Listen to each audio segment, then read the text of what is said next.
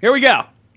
If you'd like to sponsor Still Got Game, give us a call at 773-527-2961 or fire us off an email at podcast@tooltoplay.com. Hey now, welcome back, ladies and gentlemen, to Still Got Game, episode 12. Still Got Game is the official podcast of tooltoplay.com. I am, as always, Derek D. Smooth Nolan. And I am Joel Dude I Rock Albert. Welcome back from Florida, Joel Dude I Rock Albert. What'd you do? What happened? What went on down there? Magical experience, sir. Magical experience. I did a whole lot of nothing at all. That's usually what vacation is. That's the key. Yeah, that's the key. I sat on a beach. I'll give you guys a little shot of my. Well, the listeners won't see it, but you people viewing will. Look at that. Oh, that's the shot from my balcony right there. Oh, I am no longer a part of that. I am now in shitty Chicago doing nothing. That is not as fun. Yeah, that is a nice shot. It's a nice shot. We had a good time. I just spent 7 days on the beach. I didn't go anywhere. I drank margaritas and slept. And had sex. I had sex.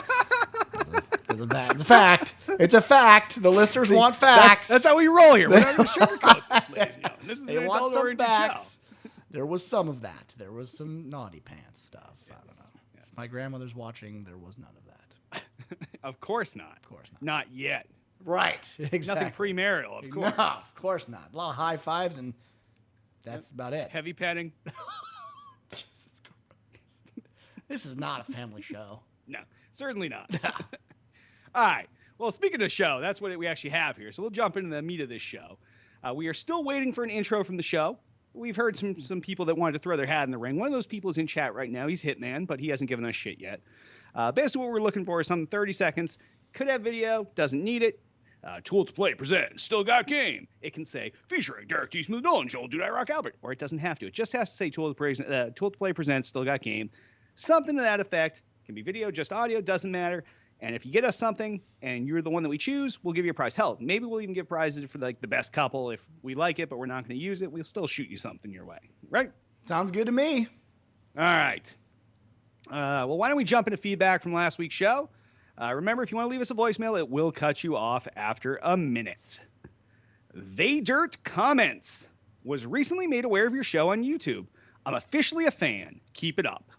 I'll look at it. The video stuff is now coming through, pulling in new users through a new media.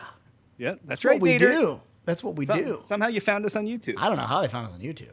I'm actually more impressed that they found us on YouTube. But hey, good job. Yes, we're glad to have you. We're glad to have you watching. We'd rather have you watching now when we're live. Right. Monday night, 7 p.m. Eastern, 4 p.m. Pacific.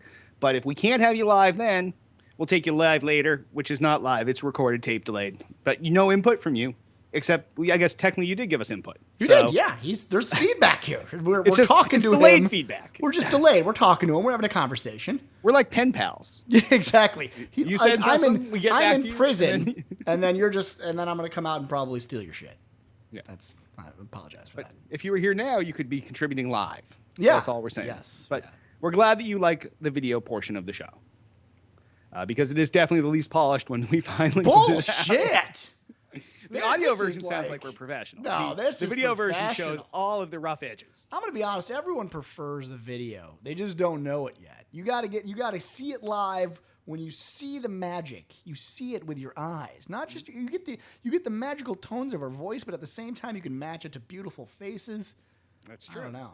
Well, actually, you know what? I want to know if anybody out there, if you are, I realize if you're a car person, you're only getting the MP3 version. But is there anybody that listens maybe at the office that instead of listening to the audio-only polished version, you choose to listen to the video but keep it minimized or don't watch it or something? So I'm curious if anybody does that instead of the audio. You know, I'll be honest. I'm that guy. Like if we do a show and I'm like overly impressed with myself, which happens quite often, where I'm like, God damn, that last show that I did was pure magic. And I want to listen to two sexy voices. I'll hit play on the YouTube video and I'll just put my headphones on.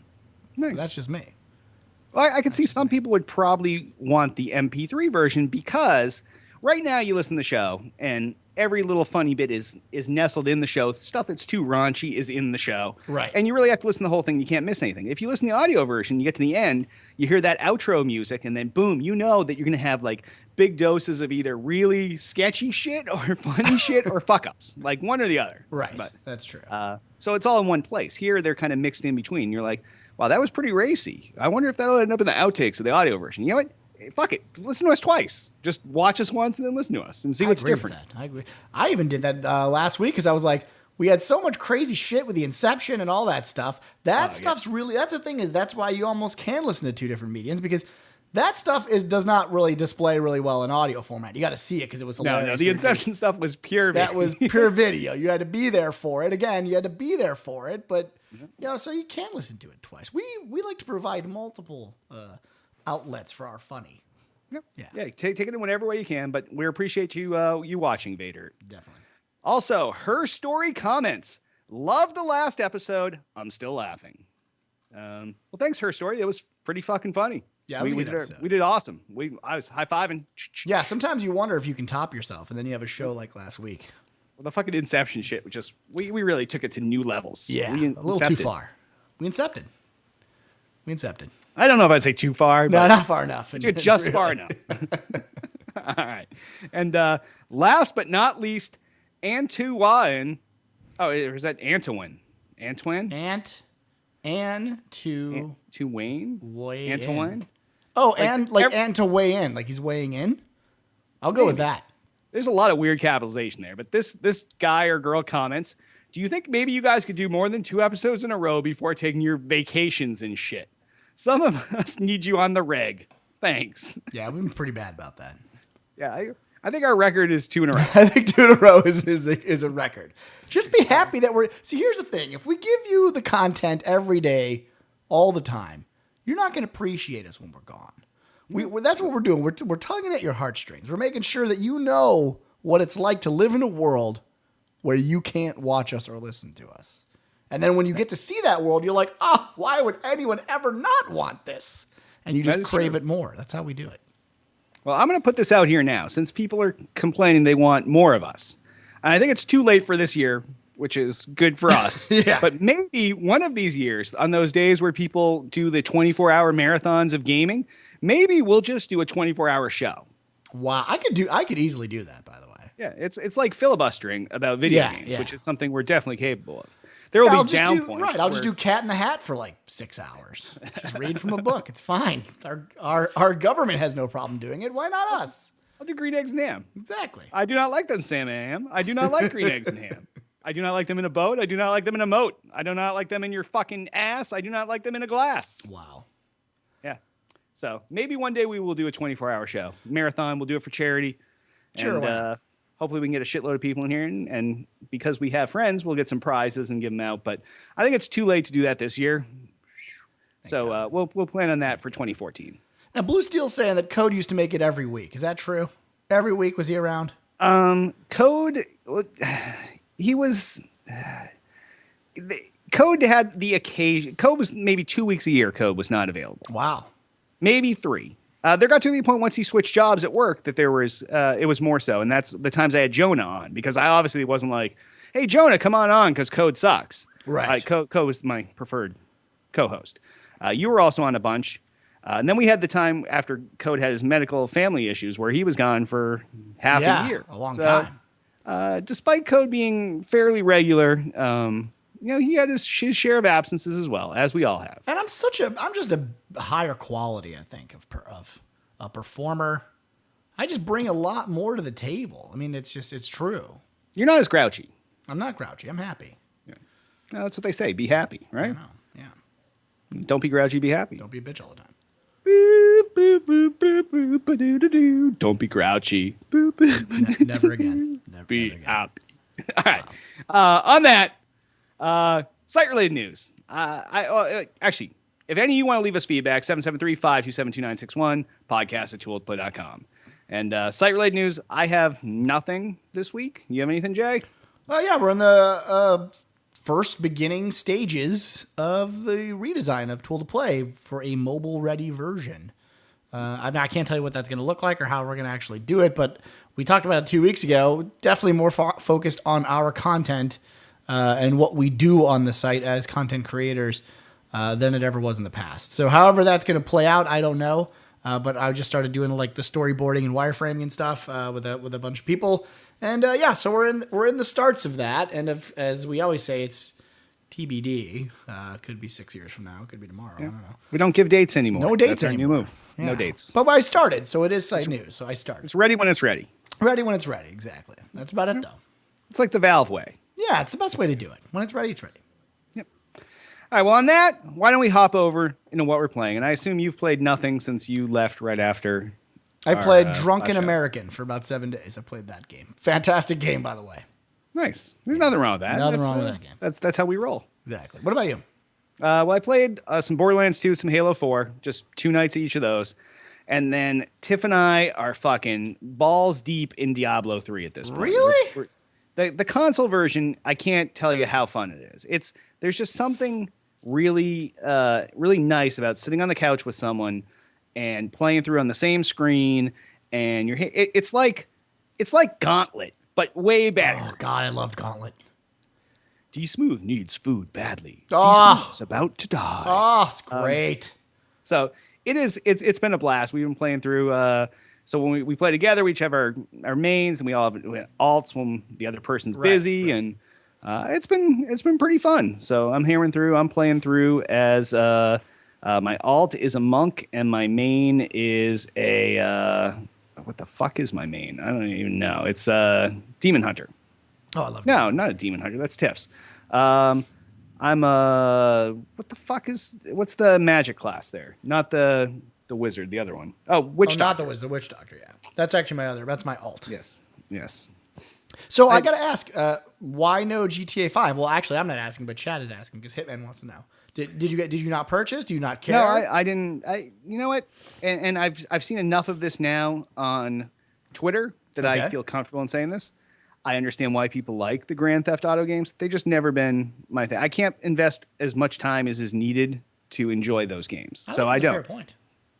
The last GTA game I picked up was GTA, the very first Xbox one, the first 360 one. Oh, okay.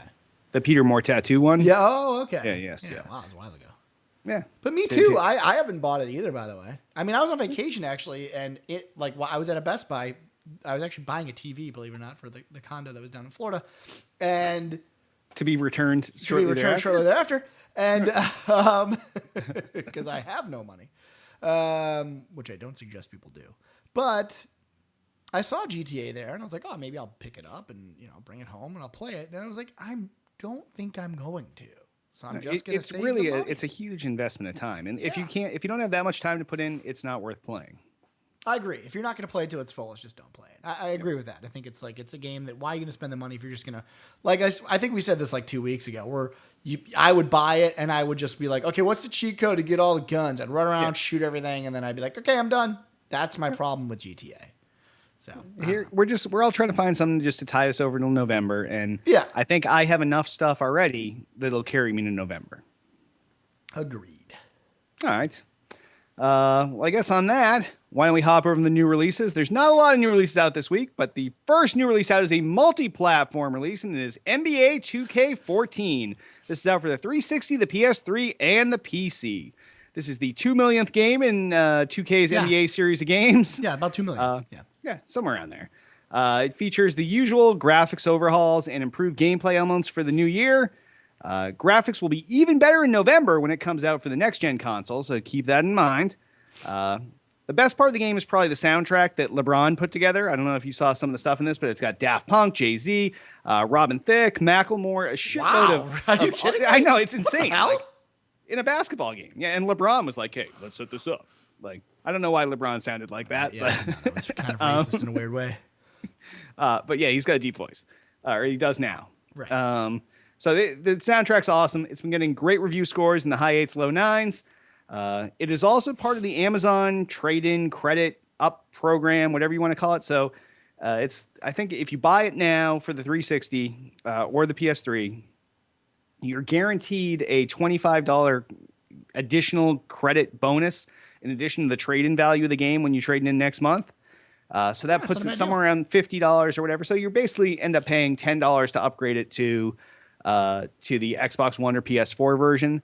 So if you're going to get it, you might as well get it now and then upgrade to the other one after, because then you get an extra month of it in, or 2 months. But I'm not really a basketball games guy. Like I like NBA Jam, like the fuck around basketball games. But for people that want it, there's no harm in picking it up now. You're going to be paying basically another $10 to upgrade in November. Right.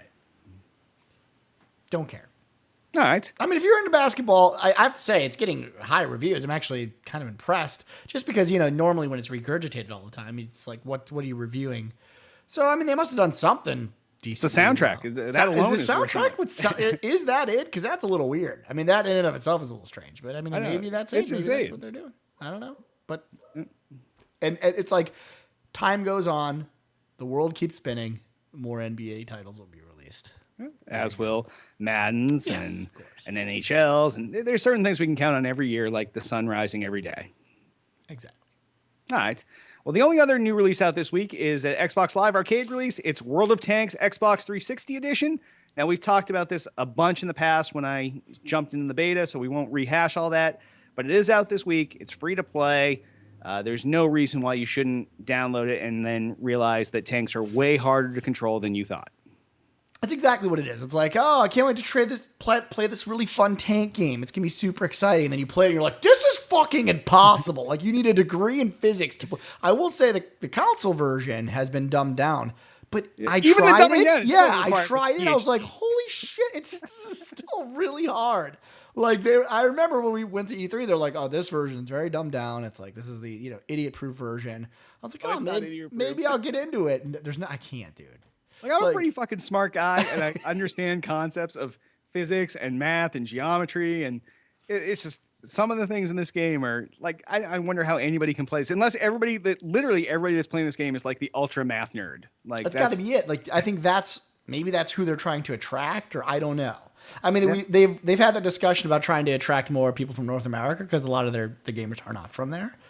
Which almost makes me just feel like, wow, are we that dumb as a culture that like we just don't want to invest the time into like trajectory and like wind speeds? And we're like, no, we just want to. We don't understand the game. We just want to shoot shit. That's it. Well, you could say the same thing though about RPGs. Like, if you really look at like World of Warcraft, on the outside, it's like, oh, it's class based, it's a RPG, it's just massively multiplayer. But really, when it comes down to it, the game has been reduced by everybody down to a simple math equation where if you're this class and you're this, then you need to have this loadout. Otherwise, you're not maximized. And everything boils down to math at that point. Right. Yeah. So that's what all these games boil down to. So, when they tell you kids, if any kids are watching, they tell you study your fucking algebra and shit, fucking do it. Because it comes into play in games. Or just play World of Tanks and eventually you'll be that smart. Right? Exactly. Fuck the books, whatever. Just get World of Tanks and you will be a genius. I went to World of Tanks University. Exactly. And now I am a Wessel of smarts. Did you say Wessel? I said Wessel. Because I'm from Mother Russia. There are many Wessels around here to put things into. You put tanks into your Wessel? Oh, dear God, it's pathetic. Oh, do not make me go there. All right. On that, why don't we hop over into gaming news? First story, and I will preface this by saying there are a lot of stories this week, little mini stories. Halo 3 is coming out for free, and there's a couple other things that Major Nelson announced with the Xbox One with the upgrade program. There are a bunch of things up there that you can all go look at, but because this story is so big, it trumps everything, and it's near and dear to my heart. I called this shit years ago. Steam's Derek hates when I say that. Steam 3's huge announcement, SteamOS, Steam Machine, and of course the Steam controller, which people are calling the Steamroller, which I fucking love. So, if you haven't heard, and if you haven't, you need to listen. SteamOS is something that's coming out from Steam, from Valve, if you will. It's a Linux-based operating system that is built. It's basically built into Windows, Mac games, whatever. It's a full-on operating system replacement. And that's why I think this is kind of a hard thing to explain to people as the multi-tiered level. But it's a Linux-based operating system that's built to stream Windows games, Mac games, music, TV, and more from your computer your main device to a big screen TV, along with native support for Linux games, obviously, since it's built on Linux.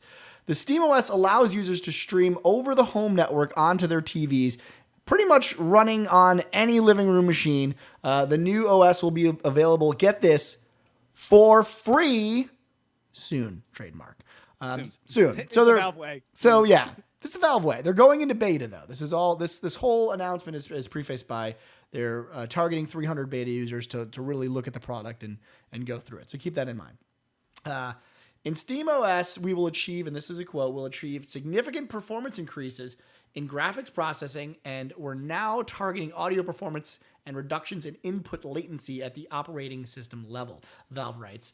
Game developers are already taking advantage of these games as they target SteamOS for their releases. So what they're doing right now is they've got the platform pretty much in place, and they're trying to figure out how to reduce that input lag, which I think is one of the major components, right? The time it takes for the video from your PC to reach your monitor, wherever that is around the house. And your control to go back to the PC. Exactly, yeah. So, and the sound as well. So there are things here that they're working on, but you have to remember this is local. Like, this is not cloud computing. This is your home network. So that's where they're working right now. So that's where they are with that.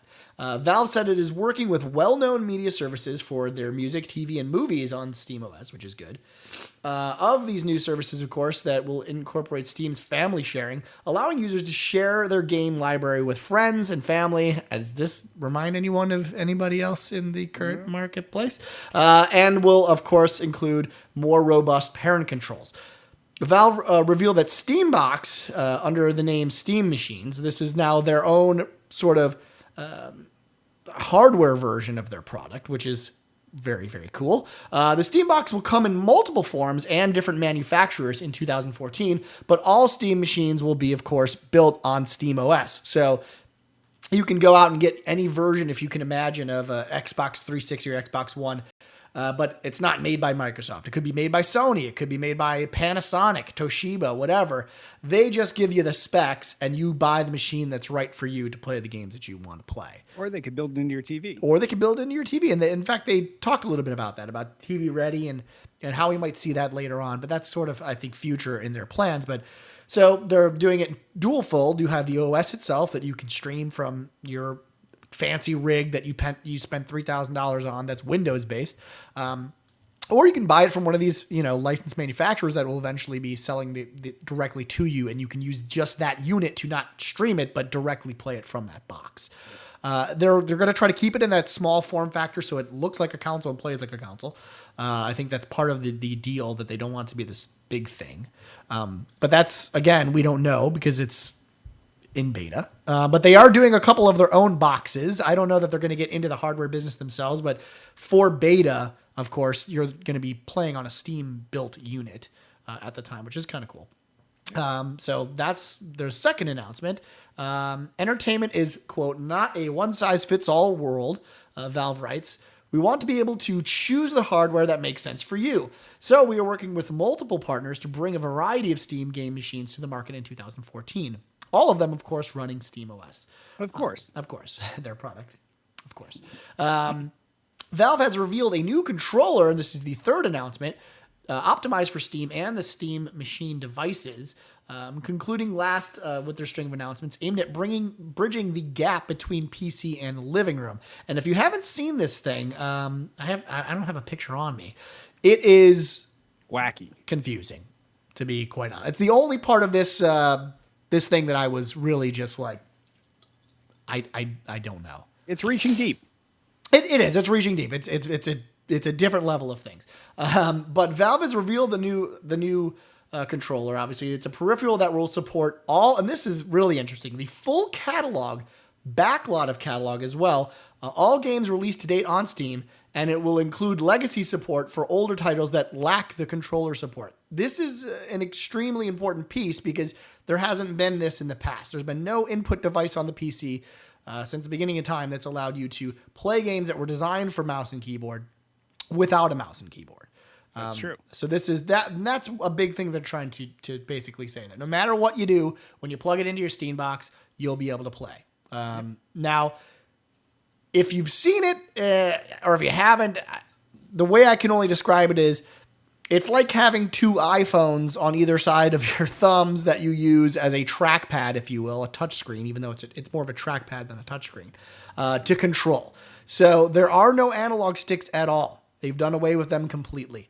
They're trying to make it so that it is as tactile and responsive as you moving your mouse across a flat surface. And that's what they're trying to mimic with the trackpad. People have pretty much either universally panned it already in the media, or they've kind of said, we'll wait and see, which I think is a fair response because apparently they've been developing this for like 5 years. So I think it actually looks pretty decent. I do too, oddly enough, but it's the big point that I heard that people made, which I totally agree. If this thing came out from Microsoft or Sony, especially Microsoft, shut down. Oh. There's just no way. Been shit on right away. Shit on right away. So people are being at least optimistic, which is nice. So for instance, when a player taps the touchscreen, there is a touchscreen in the middle. It will display overlays on top of the game itself, eliminating the need to look down at the controller during gameplay, which is pretty cool. So they have a little thing in the middle. If you want to like toggle a map, you just hit it right there in the middle of the controller, and then that overlay is on the screen that you're currently playing, which is kind of cool. According to Valve, quote, the screen allows for an infinite number of discrete actions to be made available to the player without requiring an infinite number of physical interaction, basically, or button pushing. So before I even get your thoughts on this, in these notes, which I have to say is all of this, all of the things I mentioned are 100% open to the community, fully hackable and fully manipulatable from any side. So if you want to hack the hardware, you can. The operating system, you can. The hardware from the actual, there's an API that connects directly into the controller. So if you want to write your own commands for the controller for a game that you play, you can. So community support, which is the one thing that Microsoft and Sony don't really do very well, Microsoft especially, that could be the biggest game changer here, that they allow you as a user to pretty much not only do content for the games, but do content for the hardware and the operating system. So having said all this, it's a big chunk of information, and I apologize. That's the biggest news story we had in a while. Yeah, in a long, long time. What do you think? I think that this is, I think all three parts are great. I think, and I really like the way that Doug Lombardi spread the announcements throughout the week. Yeah. It was, you start out, you're like, okay, we got this thing, SteamOS, and you're going to be able to run this as a Linux variant. It's, small and condensed and it's tight. It's just for gaming. And, you can run it and you can do all these things. It takes a family share. You play your games, push them anywhere. And you're like, okay, that's cool. Then they come out 2 days later and they're like, oh, by the way, you don't have something else? We got this box you can take. And you just put this on your TV and you're good to go. You don't even need to have a PC there. You don't need to have anything running our SteamOS because now we have a box that comes with it on it. And then, so you say, okay, that's cool too. I'll play with my controller, do whatever, play keyboard and mouse.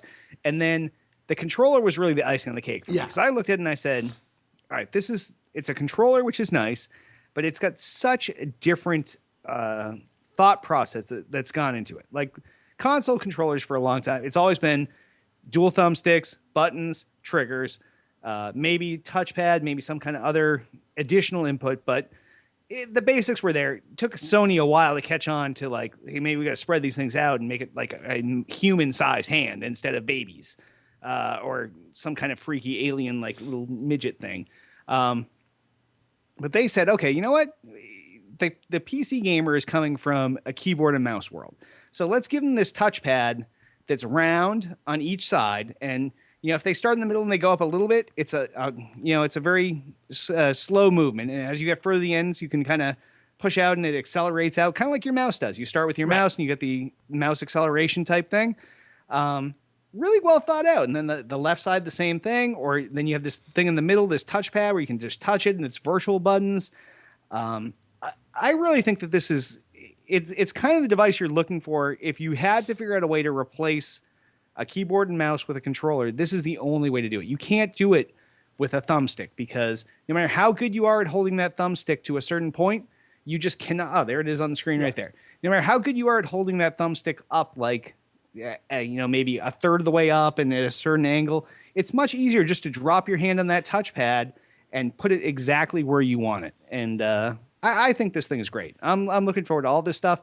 And I just think for the PC gaming side of things, this is what we needed this year. Yeah, this is exactly what we need. And I mean, looking at this, and I think the biggest point to take away from what they're doing that is so different than everybody else is, again, you don't have to use this controller. In fact, they even said you want to use you like 360. You're really a fan of that controller. Plug it in and play it on SteamOS. Total support for all joysticks and all controllers that work on a PC. Anything that currently works on a PC, you can use it.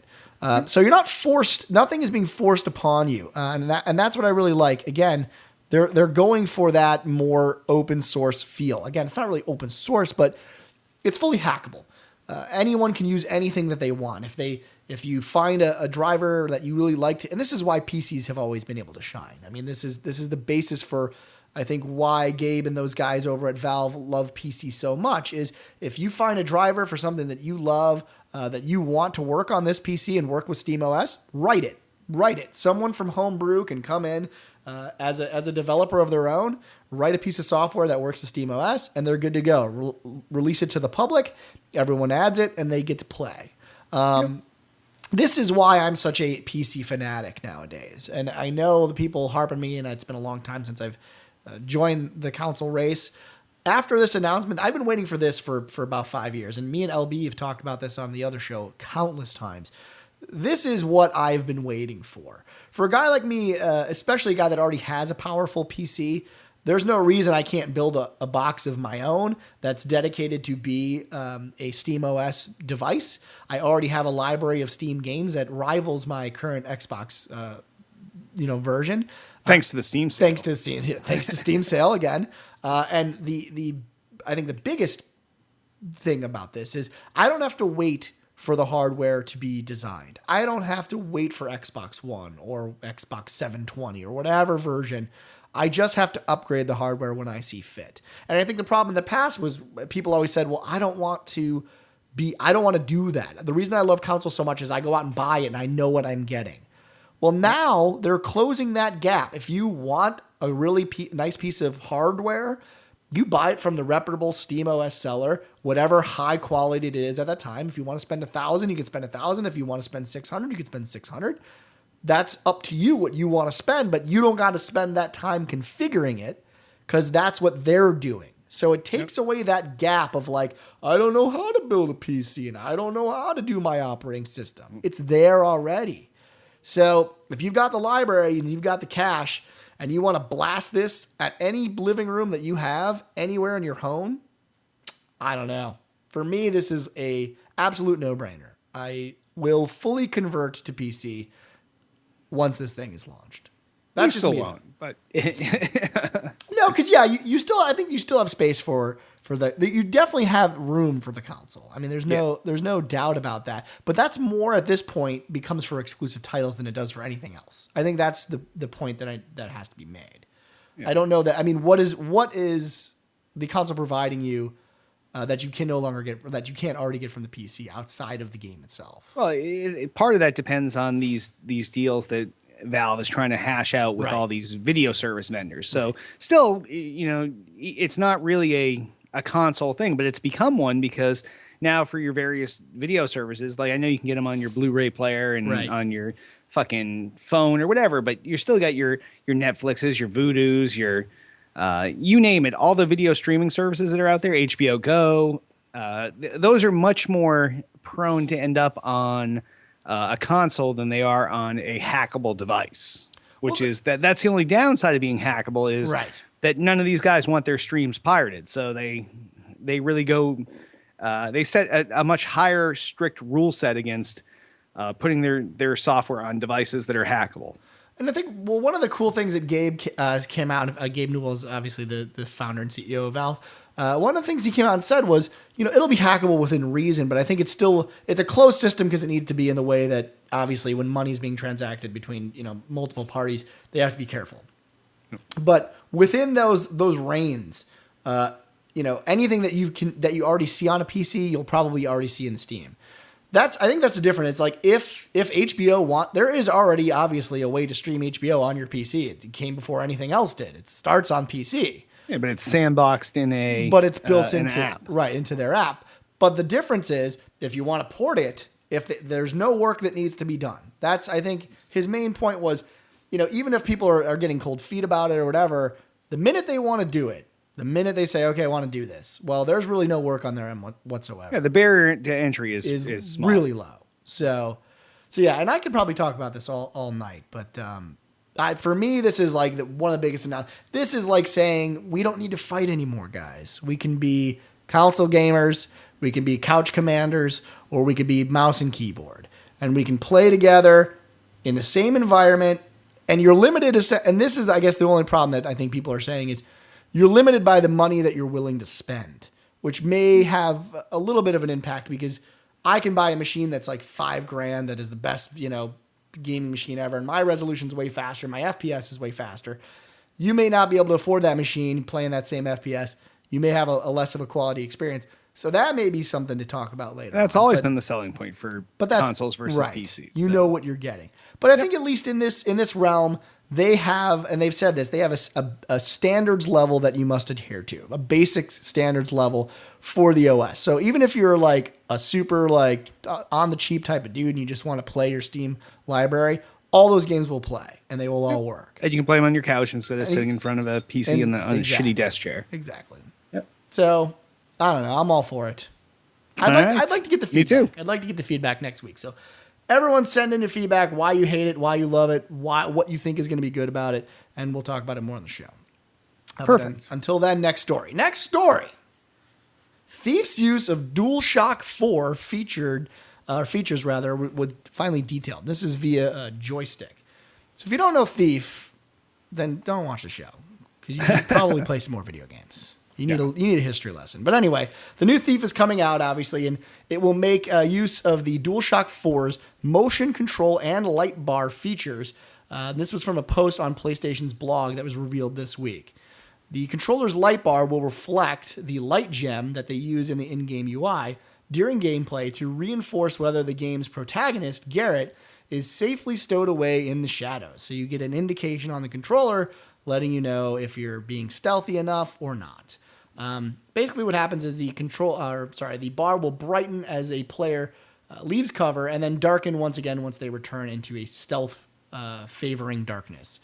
The DualShock 4's motion tracking can also be used with Garrett's bow, allowing players to physically aim arrows at their unlucky targets. The controller's center touchpad will also be used to examine the map or to pick up a new weapon from your arsenal. This is Thief, of course, so its fondness for player choice involving combat means you don't have to kill everyone. And if you've ever played the Thief series, you can be a stealthy guy, you can murder people. You just go ape shit. Ape shit, yeah. It's how you want to play, which is why I've always liked the series. If you do go that route, however, you'll be able to pick up your weapon of choice without bringing up a menu that covers up the whole screen. So what do you think about them using the controller for the game itself? Is this cool for you or no? I think this is a great example of people looking at the next gen consoles, what they have available. It's what we've seen people do with Kinect for games that are not really specific Kinect games, where they say, okay, we'll throw in some voice control, or we'll do something where you have a rudimentary hand gesture you can do during a game to you throw up your arm and something happens, or you put your hands in front of you and something happens. You're taking advantage of another part of control that the system's giving you. In this case, Sony's got these controllers that have the touchpad in the middle, and they have this weird light bar in the back that it's definitely underutilized at this point. Definitely. So now to say, okay, it's just this cool thing. So you're playing on your controller, and you duck into cover, and you look down, and there it is. It's darkening. I'm fucking all covered. I'm set here. No one can see me. And then you come out, lights back up. It's a very good use of the feedback the controller gives you. And it takes advantage of the hardware. And the same thing with menus. Like that was one of the very few things we liked about the Wii U was in the Batman Arkham game. So when instead of if you're playing the Arkham games on the 360 or the PS3, you pull up and you want to switch your weapons. You hit the button, the screen fills with your gadget UI. You pick the gadget you're going to use, and it goes away. On the Wii U, you hit the button, and you see Batman on the big screen looks at his wrist, like on his little fucking communicator, and then you have that UI down here, so you do everything down there, and it adds to the gameplay as opposed to taking you out of the game. And I think that's what this does. I'm a big fan of people using what's given to them, and obviously it's not going to be the same on the Xbox One because it doesn't have the same sort of things, but it's good to see developers taking and using what the next gen consoles are giving us. Yeah, I will agree to a point. I mean, I think the only thing I always disagree upon is like the stuff with the bow and aiming with. The aiming with the controller. That part I could do without. This nonsense has got to go away. I mean, and I guess the reason it saddens me is because it's not so gimmicky. The menu stuff, I totally agree with. I love the idea for all gaming systems, and obviously we just saw that Valve's doing it as well, is putting the menu stuff off that UI and letting you look at it at the controller level. And this way your game is never interrupted, and then the stuff that you're playing on the controller, if you want to look down for inventory and stuff like that, that's on a different level. And the reason I like that too is because it doesn't take you out of that field of view. Like, when you're playing a game, you want to get into it, right? You want to like live in that world and play Halo or whatever game you're playing and feel like you're a part of it. Menus and maps and all these things take you away from that. And for a while, we've done the trickery, like in Halo is a good example of how you're looking through Master Chief's mask, and that is a HUD. And so it doesn't feel as bad because you're like, oh, well, this is just, that map is a part of his HUD, and that's what he sees, and that's what we see. But, when they come up with these creative ways, that's cool, but it's even nicer when you can just move all that stuff off and let the game speak for itself. But the bow and arrow stuff, whenever we start doing the motion sense, it's like, leave it out, bro. If you're going to do a motion game, that's fine. Just do it. I don't have to buy it. That's great. But it's unnecessary. So I love Thief. I love what they're doing. I like a little bit of this. The light bar stuff, again, I think that's cool, but it's a UI element that's already on the screen as well. I'm not sure if the redundancy matters or not, but it's nice, I suppose, that they're using it, right? I mean, that's, Well, if you're sitting by yourself in the dark and you're actually looking through, like you're sitting on your couch, the room's darkened. That's true. And you're looking at what you're aiming at instead of looking at those HUD elements around your screen. It just out of your peripheral vision, that's something you're always going to see is that top of your controller, and whether it's lit up or not. And if it's lit up, that people can see you. If it's dark, you're hidden. And it's just one of those extra things that you can take advantage of. And you know what? Peter Moore knew all this a long fucking time ago with this little thing called the VMU on the Dreamcast. Yep. And people want to push shit to the controller that doesn't need to be on the screen. And hopefully we're going to see more and more of that as we move on. Agreed. All right. All right, now for some awesome news. Because this doesn't happen enough in our culture. Father blames Minecraft for son's bringing gun to school. Of course. Because video games are what do all this stuff. A 9-year-old boy from Orlando, Florida has been placed in home confinement, which I think that basically just means go sit in a corner, Timmy. You've done wrong. For bringing weapons to school. His father claims that the boy brought an unloaded handgun, a magazine with 6 bullets inside, a steak knife, awesome, and a small handled sledgehammer, unquote. Wow. You see where we're going with this? Yeah, that last one's fucked up. That last one's fucked up. Because he was emulating what his main character, who he calls Steve, by the way, does. Steve is all the characters in Minecraft. Oh, is it? Okay. That's just his name, Steve. Steve. It's very generic. That's very good. And so he's emulating what Steve does in Minecraft. That's the father's quote, mind you. Quote, they use hammers to dig and knives and guns to protect themselves from zombies, unquote, he said, according to a report from the Orlando news station WFTV. The father said that the boy was just acting out the game in real life and that the gun he brought to school could never be fired because of the firing pin had been removed. Although the father did not explain, and this is the more important part, why the son was able to get the gun or the ammo in the first place. The son has, of course, not been named because he is a minor. Minecraft, of course, is rated 10 plus by the ESRB. And while some cartoon violence is in the game, it is hardly at the level of Grand Theft Auto or any of the Call of Duty series, of course. In some schools, in fact, Minecraft is being used to teach children, which I think is a good thing because it's a building tool, really, is what Minecraft is. So what do you think? I mean, again with this, is it the game? Is it the kid? Is it the dad? Who is at fault here? All right. First off, the story definitely has me saying, what the fuck? Second off, I don't think it's the dad. I don't think it's the kid. I'm going to tell you what it is. It's Florida. Oh, wow. You're going straight to the state level. I'm going straight to the state because, listen, every time you see a news story, it's like if you hear about someone eating another person or some weird shit that happens, it's always like a Florida man said, or, Florida child brings it. It's what the fuck is up with Florida? Why is it every weird ass news story? Like all the fucking zombie cannibalism shit came out of Florida. All this weird, like, kids bringing guns to school, people killing their families and eating them. Like, everything's in Florida. What the fuck is going on there? Like, this is supposed to be a nice place for old people to go and retire, and for young people to go down at spring break and fucking party and have sex. Florida is not made for fucking guns and for eating people and for cannibalism and for zombie shit. Like, just get the fuck out of there. Go back to fucking Arkansas. Go back to Louisiana. Go back to Tennessee. Do your weird shit there. But fucking leave Florida for, like, vacations and fucking old people. Like, it doesn't need this. This kid it's fucked up, but I can't blame the kid. I can't blame the dad. Of course, I have to blame the dad. Because I mean, for me, yeah, Florida's fucked up. Weird shit happens there all the time. I enjoy the Mai Tais, I'm not gonna lie, but still, how'd the kid get the gun? Now one of the pieces. It's definitely dad's gun. It's dad's gun, right? He's not like virtualizing a 3D gun in some weird way, and if he is, he's fucking amazing. This kid should be given awards.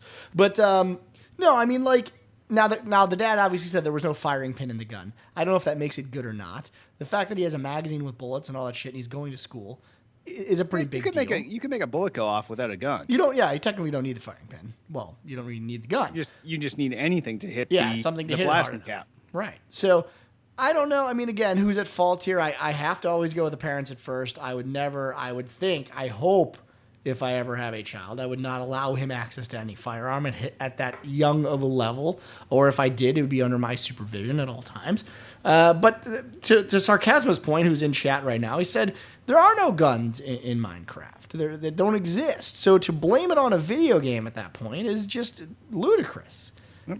Anytime you want to offload blame for something that your child did, the reason he's playing that game is because you allow him to. So even if you're blaming the game, even if we're going to go down that road, we're going to say Minecraft makes people want to shoot other people.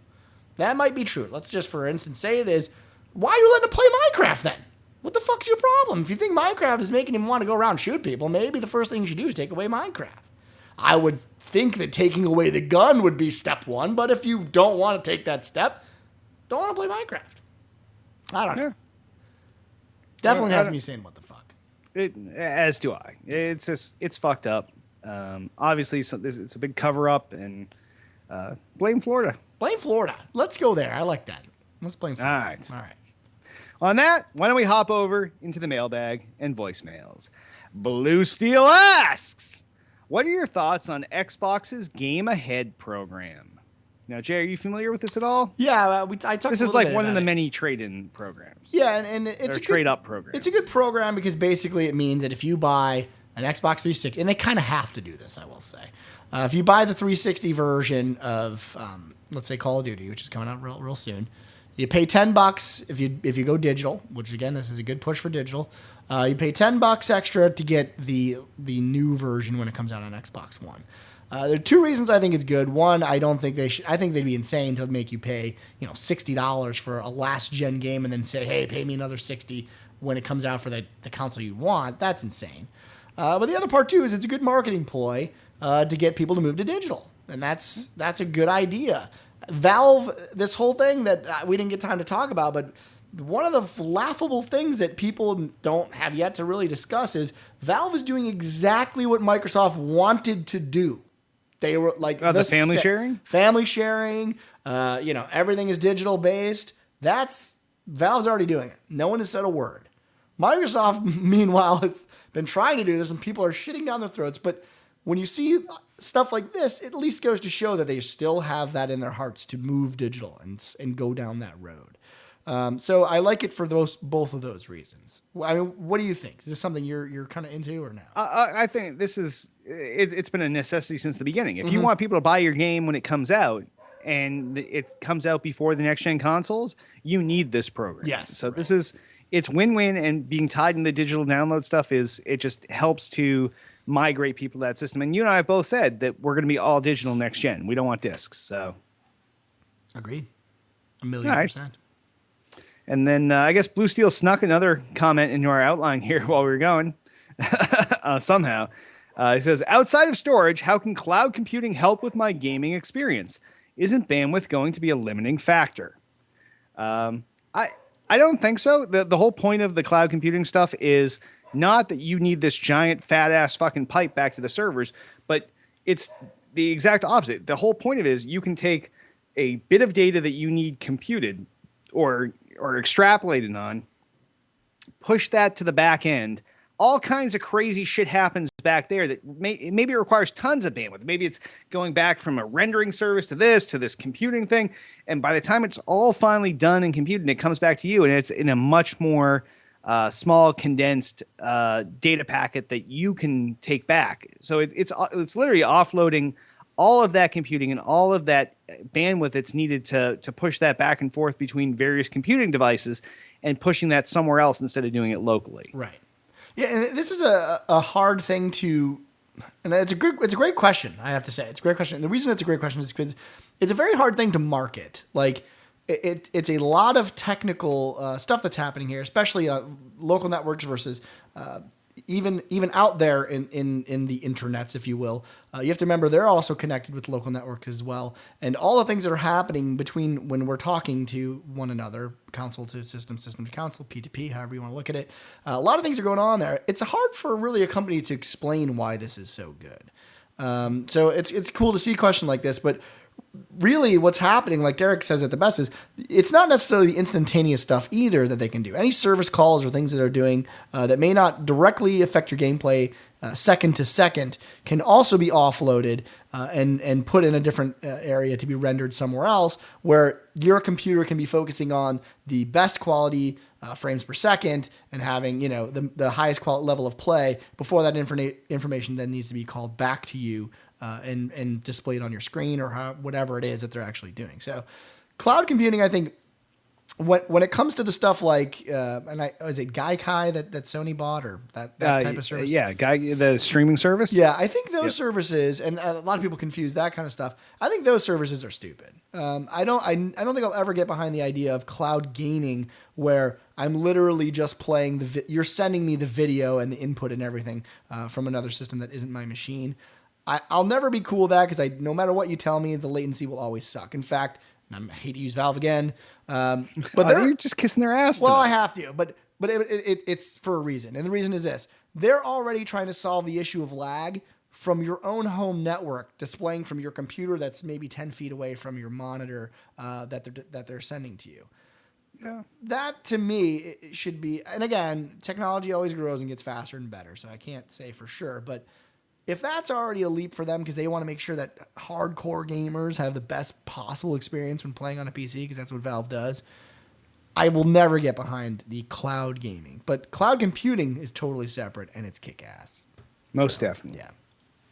All right, and Altius asks, what are your thoughts on Valve's announcements last week? Oh, God. And do you think the timing has anything to do with next-gen consoles? Well, we've sucked Valve's dick enough. We know how we feel about Valve's announcements, so we'll just cover the other half of the question. Do we think this has anything to do with next-gen consoles? And I would say 100% certain. Without question. This is meant to shit on them.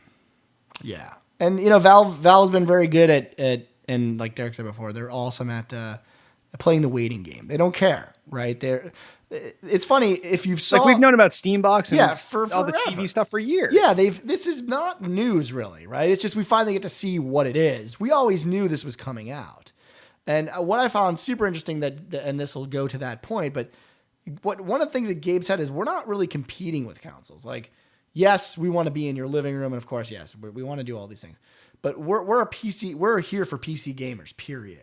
We're just finding a new way for PC gamers to game in other places.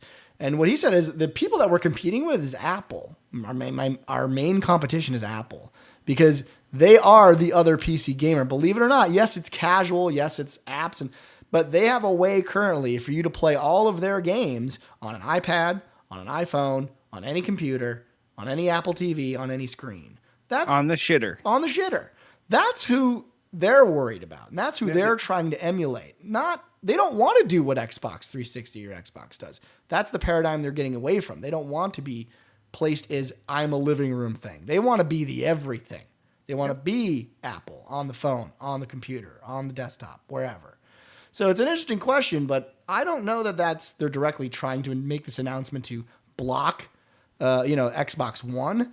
but it's certainly the right time. No, it's the time when people are thinking Yeah, about the 'cause you're next thing, thinking and you're about like, well, here's another next thing. Yeah, like, should I save my money and just buy a new PC and wait for the Steam OS? Should I buy a new OS box when it comes out? So, yes, in marketing terms, this is the best time to do it. So, yeah. Perfect timing. All right. Well, if any of you have feedback, give us a call, 773-527-2961. Fire us off an email, podcast@tooltoplay.com. You can also comment on this episode's thread in the Tool to Play homepage. So definitely let us know what you think and weigh in yourselves, and we'll use some of your feedback next week. Remember, sponsors. We're still looking for sponsors for the new show here. So once again, same number, 773-527-2961, podcast@tooltoplay.com. Let us know what you're selling. We'll let you know what you're going to pay us. We'll sell it. You pay us. Boom. Done. Twitter us up. You can find everything Tool to Play related at twitter.com/Tool to Play. Everything podcast related at twitter.com/still_got_game.